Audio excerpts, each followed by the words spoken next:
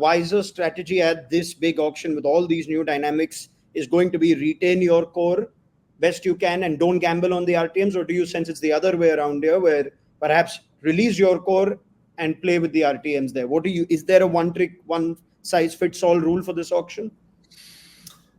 No, I think every team's going to be very different in what their requirements are, and they've got players at different cycles of their careers.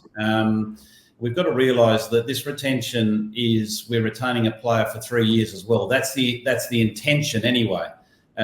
So there's a few players that have been iconic players in the IPL and globally for many, many years, but probably they're on their decline with regards to their career. So do you want to be, sacrificing an 18 or a 14 crore slot for a player that you potentially may only get a season out of the 3 seasons in this cycle?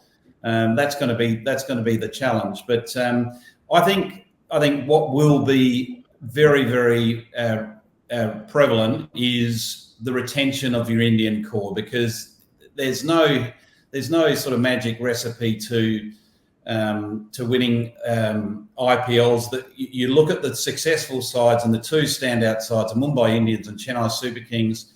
What they have done well is they've kept a very strong, robust Indian core, and that's why they've been successful and been consistent. So therefore, I think that's going to be pretty much high on the agenda for most of the franchises. There's a couple of outliers that don't have that same balance of Indian cap players as others. Now, most teams are building an 11, even though they're building a squad of 20 plus. Most people, their focus will be very much on those 11 players. And correct me if I'm wrong, but I believe that they've also kept the impact player rule. 12. Yes, yeah, I was about to say maybe the 12. So therefore, that's going to change the dynamics of this auction as well, because every team knows about this impact player rule, how that affects the balance of their side, what are their real needs. So therefore, the focus, in my view, won't be so much down the barrel to those unique all-rounders that give you balance, because you're already given that sort of get-out clause with a 12th man.